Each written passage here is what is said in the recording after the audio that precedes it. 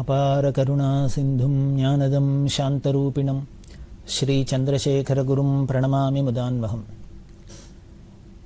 காஞ்சி பிரிவா கங்காவதியிலேருந்து கிளம்பி மால்யவந்தம் அப்படிங்கிற இடத்துக்கு வந்தா. இந்த மால்யவந்தம் அப்படிங்கிறது ராமாயணத்தில் ரொம்ப பிரசித்தமான இடம்.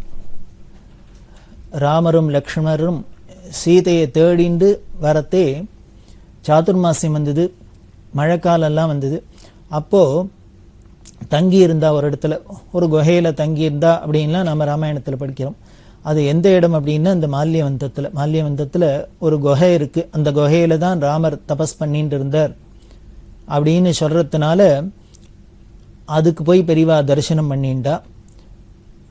பெரியவா ஒரு இடத்தையும் விடமாட்டா. அதுவும் புராண பிரசித்தமானது. இப்படி ஒரு அவதார புருஷாலாம் பாதம் பட்டது, வாசம் பண்ணின இடம், தெய்வ சாநித்தியம் உள்ள இடம் அப்படின்னா ரொம்ப எவ்வளவு கஷ்டமோ அங்கே போய் பார்த்துட்டு தான் வருவா பெரியவா.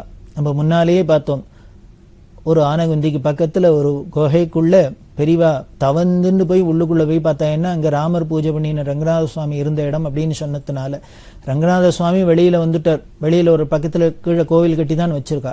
இருந்தாலும் அந்த இடத்துல இருந்ததுன்னு யாரோ சொன்னா அப்படிங்கிறதுனாலே அதுக்கு ஒரு முக்கியத்துவம். அவ்வளோ சிரமப்பட்டுனாலும் போய் தரிசனம் பண்ணுறது அப்படின்னு பெரியவா வச்சுருந்தா. வேற ஒன்றும் இல்லை, நமக்கு அப்படி ஒரு ஸ்ரத்த வரணும் அப்படிங்கிறதுக்காக தான் பெரியவா இந்த யாத்திரையில் பெரியவாளோட அவதார காலத்தில் எத்தனையோ இடத்துல இருந்திருக்கா. பல பேர் வீட்டில் போய் இருந்திருக்கா, தங்கியிருக்கா, சந்திரமௌலீஸ்வர பூஜை பண்ணியிருக்கா, சாதுர்மாசிய விரதம் இருந்திருக்கா. இப்படி பல இடங்கள், ஆயிரக்கணக்கான இடங்கள், ஆயிரக்கணக்கான வீடுகள். அதில் அதெல்லாம் இன்னைக்கு எந்த கண்டிஷனில் இருக்கோ தெரியாது. சில பேர்லாம் ரொம்ப பத்திரமா வச்சுருக்கா. பெரியவா இருந்த இடம், பெரியவா பாதம் பட்ட இடம், பெரியவா பூஜை பண்ணின இடம் அப்படி எல்லாம் சொல்கிறதுனாலேயே அதுக்கு ஒரு மகிமை இருக்குது. அது ஒரு பெரிய வரலாற்று முக்கியத்துவம் வாய்ந்தது அப்படிங்கிறதுனால அதை ப்ரிசர்வ் பண்ணும் அப்படின்லாம் பாதுகாத்து வச்சுட்டுருக்கா. நம்ம இந்தியன்ஸுக்கு இந்த பிரஜையெல்லாம், இந்த எண்ணெல்லாம் கொஞ்சம் குறைச்சல்னே சொல்லணும். இதே வெள்ளைக்காராளாக இருந்தாக்கு ரொம்ப ஜாகிரதையாக இது மாதிரி முக்கியமான ஒரு அவதார புருஷால், ஒரு முக்கியமான மனுஷாலோட விஷயங்கள்லாம் அப்படின்னா ரொம்ப பாதுகாத்து இப்போ நமக்கு அதிலெல்லாம் ஸ்ரத்த போராது. இருந்தால் கூட அதுலேயும் ஒரு சில பாக்கியசாலிகள்லாம் பாதுகாத்து வச்சுன்னு வரா. இதை எதுக்கு சொல்கிறேன் அப்படின்னா, பெரியவா எங்கேயோ ராமர் உட்காந்து தபஸ் பண்ணின குகை அப்படின்னு சொல்கிறான்னா அங்கே போய் தரிசனம் பண்ணணும், அங்கே போய் சித்தத்தானே இருக்கணும் அப்படின்னு ஆசைப்படுறா. சபரி இந்த இடத்துல தான் இருந்தா, சபரி குகை அப்படின்னா அந்த இடத்துல போய் வாசம் பண்ணணும்னு ஆசைப்படுறா. இப்படி இல்லாமல் எதுக்கு சொல்கிறேன் அப்படின்னா, இப்படி பெரியவா ஒரு மகான்கள்லாம் இருந்த இடத்தெல்லாம் போய் அதோட முக்கியத்துவத்தை பாதுகாத்து அங்கே போய் தரிசனம் பண்ணணும், அங்கே போய் நாம் இருக்கணும், அதை அங்கே என்னென்னலாம் பண்ணிக்கணும் அப்படின்னு பாதுகாக்கணும்னு ஆசைப்படுறாளோ அதே மாதிரி நாமளும் பெரியவா இருந்த இடத்தெல்லாம், பெரியவாளோட விஷயங்கள்லாம், பெரியவாளோட உபயோகப்படுத்தின சாமான்லாம் எவ்வளவு ஜாகிரதையாக வச்சுக்கணும், பூஜையாக வச்சுக்கணும். பிற்கால சந்ததிகளுக்கெல்லாம் ஒரு எவிடன்ஸ். இப்படி ஒரு அவதாரம் இருந்திருக்கு, ஒரு அவதார புருஷர் அப்படின்னா ஆயிரக்கணக்கான வருஷங்களுக்கு அப்புறம் 5000 வருஷம் 10,000 வருஷம் போக போக போக இதுக்கு காலமாக இதெல்லாம் ஒரு கதையாக போயிடும், ஒரு பொய் மாதிரி போயிடும். அப்படி இல்லாத இதெல்லாம் உண்மைங்கிறதுக்கு இது மாதிரி இந்த சாட்சிகள்லாம் தான் பிற்காலத்தில் இதோட உண்மையை நிரூபணம் பண்ணும். அதனால் அதில் ஜாகிரதையாக இருக்கணும் அப்படிங்கிறது. அந்த மால்யவந்தத்தில் அங்கே பார்த்தீங்கன்னா அதே மாதிரி யோக ராமராகவே இருக்கார். ராமர் யோகீஸ்வர யோக ராமராக இருக்கிறது மால்யவந்தத்தில் இருக்கு. அதில் ராமர் ஸ்நானத்துக்கு பானத்துக்கெல்லாம் வேணுங்கிறதுக்காக பானத்தினால மலையிலேயே பாறையில் பானத்தை போட்டு ராம தீர்த்தம், லக்ஷ்மண தீர்த்தம் இப்படி இல்லாமல் இருக்குது. அந்த மால்யவந்தத்தில் இருந்தால் அங்கேருந்து பெரியவா திருப்பி ஹம்பிக்கு வந்தால். ஹம்பியிலேருந்து இந்த ஹம்பியை சுற்றி தான் இந்த இடம்லாம். ஹம்பிக்கு பல முறை திருப்பி வந்திருக்கா பெரியவா. கட்ராம்பூர் அப்படிங்கிற இடம். அந்த கட்ராம்பூரில் தான் முன்னமே சொன்னோம், பழனிப்ப செட்டியார் அப்படிங்கிறவர் முருகன் கோவில் கட்டிக்கு அப்படின்னு ஸ்கந்த சஷ்டி வந்தது. இந்த கந்த சஷ்டிக்காக பெரியவா வரணும். ஏன்னா அங்கே முருகன் கோவில் இருக்கிறதுனால அங்கே விசேஷமாக லட்சதீபம் முதலான உற்சவங்கள்லாம் நடக்கும். பெரியவா தரிசனம் பண்ணணும், பெரியவா கலந்துக்கணும் அப்படின்னு ஆசைப்பட்ட இந்த கந்த சஷ்டி உற்சவத்துக்காக கட்டுராம் போய் அங்கே இருந்தா. அதுக்கப்புறம் கமலாபுரம் அப்படிங்கிறதுக்கு வந்தா. இந்த கமலாபுரத்தில் இருந்து பெரியவா அந்த இடத்துல இருக்கிறதே தான் இளையாத்தங்குடி ஆராதனை ஆச்சு. இளையாத்தங்குடி பெரியவா அப்படின்னு பெரியவாளோட பரமேஷ்டி குரு, அவளோட ஆராதனை ஆச்சு. அந்த ஆராதனை பிரசாதத்தை எடுத்துட்டு மலக்குடி கிருஷ்ணன் அப்படிங்கிறவர் பெரியவாள்கிட்ட வந்தார்.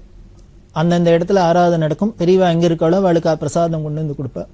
அப்படி பெரியவாளுக்கு பிரசாதத்தையும் கொடுத்துட்டு அந்த மலக்குடி கிருஷ்ணன் சொன்னார், அப்போ புது பெரியவாளுக்கு ஏதோ சரீரத்தில் ஒரு உபாதை கட்டி அது ரொம்ப அவளுக்கு சிரமப்படுத்துறது. அவள் புது பெரியவாள்கிட்ட பிரார்த்தனை பண்ணிட்டு பிரசாதம் வாங்கிட்டு சொன்னால் ஸ்வஸ்தமாகணும் குணமாகணும் அப்படின்ட்டு பெரியவாள்கிட்ட பிரார்த்தனை பண்ணிட்டு பிரசாதம் வாங்கிட்டு சொன்னான்னு உடனே மலக்குடி கிருஷ்ணன் சொன்னேன். பெரியவா என்ன பண்ணினா, இந்த இளையாத்தங்குடி பெரியவாளோட பிரசாதம் வந்திருக்கே, பரமேஷ்டி குருவோட பிரசாதம், ஆராதன பிரசாதம், இந்த ஆராதன பிரசாதத்தை தான் ஸ்வீகரிச்சுண்டு அதையே திருப்பி கொடுத்தனுச்சு மலக்குடி கிருஷ்ணன்ட்டு, இதையே கொண்டு அவருக்கு பிரசாதமாக கொடு, இந்த குரு பிரசாதமே எல்லாம் அவருக்கு பரம மங்களத்தை பண்ணும் அப்படின்னு சொல்லி பெரியவா அனுப்பிச்சா. அப்படி இருக்கிறதே இந்த கமலாபுரத்துலேருந்து ஹாஸ்பிட்டலுங்கிற இடத்துக்கு வந்தா. ஹாஸ்பிட்டலில் முன்னாலேயே வந்திருக்கா, இந்த இடத்துல திருப்பி திருப்பி சுற்றி வந்திருக்கா. ரொம்ப ஒரே கன்ஃபியூசிங்காக இருக்கும், பெரியவா எதுக்கு இந்த இடத்துல இங்கே போயிட்டு வருது, வேற ஊருக்கு போகிறது, திருப்பி இந்த இடத்துக்கு வருது, இப்படியே பண்ணிட்டு அப்படின்னு என்னமோ தெரியல. அந்த இடங்கள்லாம் விட்டு வரத்துக்கே மனசு வரலையோ என்னமோ பெரியவாளுக்கு தெரியல.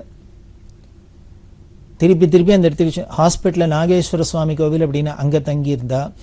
அதுக்கப்புறம் அங்கேருந்து துங்கபத்ரா டேம், அங்கே துங்கபத்ரா டேம் இருக்கு. அந்த துங்கபத்ரா டேமில் ஒரு காளி கோவில் இருக்கு, அந்த காளி கோவிலில் தங்கியிருந்தா. அதெல்லாம் முடிச்சுட்டு ஒரு பக்கத்துலேயே ஒரு ஹனுமார் கோவில், அங்கே காளி கோவிலில் தங்குறது, ஹனுமார் கோவிலில் தங்குறது, இதெல்லாம் பண்ணிட்டு வரத்தே பெரியவா கம்பளிங்கிற ஒரு இடத்துக்கு வந்தா. அந்த கம்பளியில் தான் ஒரு சிவங்கோவில். அந்த சிவங்கோவிலில் இருக்கிறதே அங்கே ஒன்று சொன்னா, ஒரு விஷயம் சொன்னா, கம்பளி நாயனார்னு ஒருத்தர் இருந்தார் அப்படின்னு. அவ இந்த 63 நாயன்மார் மாதிரி ஒருத்தர் போல இருக்கு, கம்பளி நாயனார்னு பேர் அப்படின்லாம் சொல்ல, அப்படியா அந்த சரித்திரம் வேணும் தெரிஞ்சுக்கணும் அப்படின்னு பெரியவா சொல்ல, உடனே அந்த ஒரு ஆளை விட்டு அது கன்னடத்தில் இருந்து இந்த கம்பளி நாயனாரோட சரித்திரத்தெல்லாம் படிக்க சொன்னா. அதெல்லாம் படித்து பார்த்துக்கிட்டு எல்லாம் பண்ணி இந்த கோவிலில் தங்கியிருந்தா. பார்த்தா என்னமோ கட்டுக்கடங்காத கூட்டம், எக்கச்சக்கமான கூட்டம். ராத்திரி 10 மணி ஆச்சு, ஜனங்கள் பாட்டுக்கு தரிசனத்துக்கு வந்துட்டே இருக்கு, பண்ணிகிட்டே இருக்கு. பெரியவா என்ன பண்ணினா, ஒரு வழியா எல்லாருமா சேர்ந்துட்டு எல்லாருக்கும் ஒரு வழியா தரிசனத்தை க்ளோஸ் பண்ணி தான் ஆகணும் அப்படிங்கிறாப்புல ஆகி, பெரியவா 10 மணிக்கு மேலே இனிமேல் கார்த்தால எல்லாரையும் பார்த்துக்கலாம், எல்லாரும் கார்த்தால பார்க்கலாம் அப்படின்னுட்டு கிளம்பி உள்ளுக்குள்ள போயிட்டா. எல்லாரும் அலுப்புல படுத்துண்டாச்சு. இப்படி லேட்டாக தான் படுத்துட்டுருக்கு. விடிகாலத்தில் 3 மணிக்கு ஏந்துனுட்டா பெரியவா. ஏந்துண்டு எல்லாரையும் கலப்பணும் அப்படின்னா இந்த ஏகாம்பரம் இருக்கார், ஏகாம்பரத்தை ஏந்துனுட்டார். பெரியவா ஏந்துனாலேன்னு வெளியில் வந்து பார்த்தா பிரமிப்பாக இருக்குது. என்னென்னா ஏற்கனவே ராத்திரியே பல பேர் வந்து தரிசனம், ஆயிரக்கணக்கான ஜனங்கள் தரிசனம் பண்ணியிருக்கா. இப்போ தரிசனம் பண்ணினத்தோடு இல்லை, இந்த விஷயம் பரவி அக்கம் பக்கத்தில் இருக்கிற கிராமத்தில் உள்ள ஜனங்கள்லாம் எல்லாம் மாட்டு வண்டியை கட்டிண்டு சாரியாக வந்திருக்கு. வந்தால் ராத்திரி லேட்டாக இருக்கு அவள் வரத்துக்கு. எல்லாரும் என்ன பண்ணால் வண்டியெல்லாம் அவுத்து போட்டுட்டு இந்த கோவிலை சுற்றி ஒரே ஜன கூட்டமாக இருக்குது, சமுத்திரமாக படுத்துன்னு இருக்கு எல்லாம். பெரியவா இப்போ எழுந்திருக்கு பிறகு தலையை எழுந்துன்னு தரிசனம் பண்ணலாம் அப்படின்னு. இதெல்லாம் பார்த்தா எல்லாருக்கும் பிரமிப்பாக படுத்து, இனிமேல் இன்னைக்கு இது இத்தனை கூட்டத்துக்கும் எப்படி தரிசனம் கொடுத்துட்டு எப்படி போகிறது அப்படின்னு என்ன பண்ணின்னு தெரியல. பெரியவா என்ன பண்ணினா இந்த ஏகாம்பரத்திட்ட சொல்கிறா, நாம் இப்போயே கிளம்பிடுவோம், இந்த ஜனங்கள்லாம் தூங்கி ஏந்து நுடுத்துனாக்க என்னை பார்த்துட்டாக்க திருப்பி போக விடாது, இனிமேல் இவாளுக்காக இன்னும் 1 நாள் 2 நாள் இருக்க முடியுமா ஆகிடும். அப்புறம் இவா போய் இனிமேல் ஊரில் சொல்லி இன்னும் வேறு எந்த ஜனங்கள்லாம் வருமோ தெரியாது. அதனால் இந்த ஜனங்கள்டேருந்து தப்பிச்சுன்னு போயிட்டா தேவையில்லை. அதனால் இவ தூங்கி ஏந்திருக்கிறதுக்கு முன்னால் நம்ம யாத்திரையை கிளம்பிடணும், சத்தப்படாத அடுத்த இடத்துக்கு போயிடலாம் அப்படின்னு. இது எப்படி இருந்தது? ராமாயணம் படித்தவாளுக்கு தெரியும், எல்லாருக்குமே தெரியும். ராமர் என்ன பண்ணார், அயோத்தியிலேருந்து வனவாசத்துக்கு போகிறார். வனவாசத்துக்கு போகிறதே அயோத்தி ஜனங்கள் முழுக்களும் கூடவே வருது, அழுதுண்டே வருது. ராமர் பெரிய மனசு இல்லாத. அப்படி இருக்கிறதே அங்கே நதிக்கரையில் போய் இவர் ராத்திரி தங்கினர். ராத்திரி தங்கிறதே எல்லாரும் தூங்கின்னு இருக்கிறதே ராமர் என்ன பண்ணார், இவாளெல்லாம் ஏந்திருக்கிறதுக்கு முன்னால் நம்ம போயிடணும். அப்போ போகிறதே என்ன பண்ணுறார், தேர் எந்த பக்கம் போகிறாப்புல ஒரு ஜாடையை காமிச்சிட்டு சுமந்திரர்கிட்ட சொல்கிறார், நீ தேரை கொஞ்சம் தூரம் அப்படி இந்த பக்கமாக ஓட்டின்னு போ, இந்த தேரோட சக்கரத்தோட அச்சு இருக்கும், ஜனங்கள்லாம் அந்த பக்கம்தான் போயிருப்பேன்னு நினச்சிட்டுப்பா, ஆனால் உடனே தேரை திருப்பின்னு நம்ம இந்த பக்கமாக போயிடலாம் அப்படின்ட்டுலாம் அந்த ஜனங்கள்ட்ட என்ன பண்ணுன்னு தெரியல அவருக்கு வழி. இந்த ஜனங்களானா விடமாட்டேங்கிறது, இல்லையா ஒன்றா நீ நாட்டுக்கு வா, இல்லையா நாங்கள்லாம் காட்டுக்கு வரோங்கிறது, ரெண்டும் நடக்கிற காரியம் இல்லை. இவரும் நாட்டுக்கு போய் உட்கார முடியாது, அப்பாட்ட வாக்கு கொடுத்துட்டார். அவள் இல்லாமல் இனிமேல் இவரோட வந்து காட்டில் இருக்கான்னா அவரும் இப்போ எப்படி இவருக்கு வனவாசமாவா இருக்கும்? அது முதல்லையே சொன்னமே, இந்த கெட்டராம்பூர்ல ஏன் வந்தவாள்லாம் பெரியவா வரட்டினா அப்படின்னா, இவர் எங்கேயோ ஏகாந்தமா போகலாம்னா எல்லாரும் சுத்தி சுத்தி வந்தாங்கன்னா இவாளுக்கு கைங்கரியம் பண்றதுக்கே எல்லாருக்கும் சரியா பொழுது சரியா இருக்கும். அது போல இவர் காட்டுல போனாலும் இந்த ஜனங்கள்லாம் கூட இருந்தா அப்புறம் அங்கேயும் ராஜ்யபாரம் பண்ணணும், இவாளை மேனேஜ் பண்றது தான் அவருக்கு வேலையா இருக்கும். அதனால இவாள்கிட்டேருந்து தப்பிச்சுக்கிறதுக்கு வழி என்னன்னு ஏன்னா அன்பு மிகுதி, இந்த அன்பு மிகுதியில இருக்கிறதே வேற ஒன்றும் சொல்றதுக்கே இல்லை. அவருக்கு வேற வழி தெரியாத என்னமோ இந்த பக்கம் போறாப்புல போக்கு காமிச்சிட்டும் அவளை இது பார்த்தா ஏதோ ஏமாத்திட்டு போனாப்புல இருக்கும். ஆனா வேற வழி கிடையாது அந்த சந்தர்ப்பத்துல.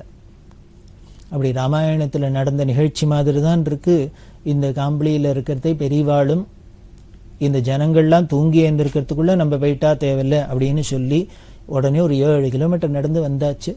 அங்க வந்துட்டு அதுக்கப்புறம் அடுத்த ஊருக்கு போறா. அப்போ பெரியவா சொல்றா, இந்த ஏகாமிரத்தை சொல்லிட்டே வரா, அந்த ஜனங்கள்லாம் பாவம் எங்க இதெல்லாமோ வந்திருக்கு, நாம பாட்டுக்கு இப்படி வரோம், இது வந்தாக்க ஆனா சாஸ்திரம் ஒண்ணு சொல்றது நீ கேள்விப்பட்டிருக்கியோ அப்படின்னு சொல்றா. ஒரு சன்னியாசி ஒரு ஊருக்கு போனா எப்படி போகணுமான்னு சக்கரவர்த்தி போறாப்புல போகணுமா. அதாவது ஒரு ராஜா ஒரு ஊருக்குள்ள பிரவேசிச்சா எப்படி இருக்கும், ஒரே வாழை தோரணெல்லாம் கட்டி கோலங்கள்லாம் போட்டு நாடு நகரத்தெல்லாம் அலங்காரம் பண்ணி எல்லாரும் அலங்காரம் பண்ணிட்டு பூர்ணகும்பத்தோட மேளதாளங்களோடலாம் வந்து ரிசீவ் பண்ணி தானே அப்படி அவரை உபச்சாரம் பண்ணுவா. அப்படி ஒரு ஊருக்குள்ள போறதே, ஒரு சன்னியாசி போறதே அப்படி சக்கரவர்த்தி மாதிரி போகணுமா. அந்த ஊரை விட்டு திரும்பி போறதே எப்படி போகணும், திருடம் மாதிரி போகணுமா. இது சாஸ்திரம் சொல்றதுன்னு பெரியவா இங்கே ஏகாம்பரத்திற்கு வியாக்கியானம் பண்றா.